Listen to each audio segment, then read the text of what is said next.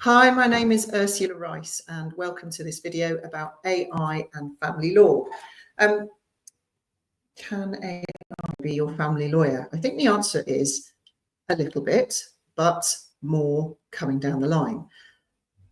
Generative artificial intelligence, AI, is based on large language models. So it's hoovering up all the language from all across the internet and starting to put it together and spit it out in a coherent, cohesive way.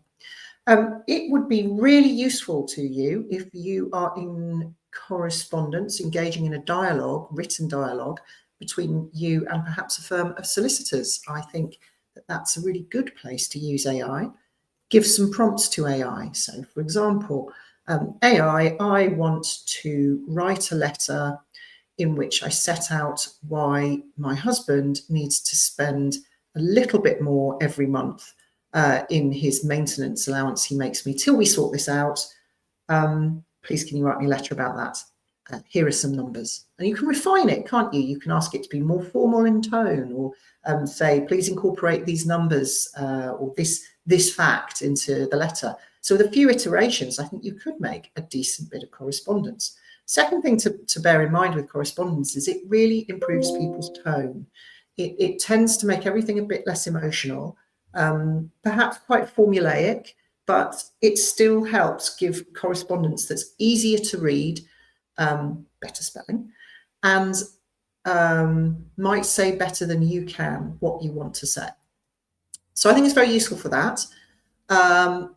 Be really, really careful of asking it to draft more complicated stuff. So, for example, a settlement letter, or asking it to suggest cases. That is absolutely case law at the moment, very recent, in which somebody produced in a housing case a note in which there were cases referred to which were hallucinations. They were just not true. Very young barrister, who I, for one, feel very sorry for. Don't forget, everyone who's reading your AI letters, they know that AI wrote it. We really do have a sense for this. It's something to do with, sometimes there's Americanisms in there, slightly generic, formulaic wording. It doesn't feel quite as pointy and punchy as something written by a human. Occasional wrongness, just the subject matter is just wrong. The answer posited or the hypothesis put is just not making sense to a lawyer who's been doing this for a long time, at which point you're probably going to lose credibility. So if you are a lawyer, I would suggest you be very careful using AI. If you are a client, I think it can be really useful to get across your points.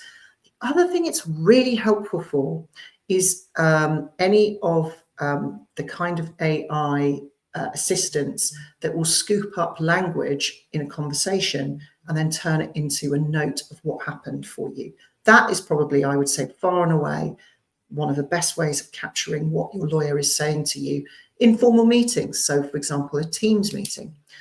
AI can be a great tool, but it's a tool. It's not the hand that wields it.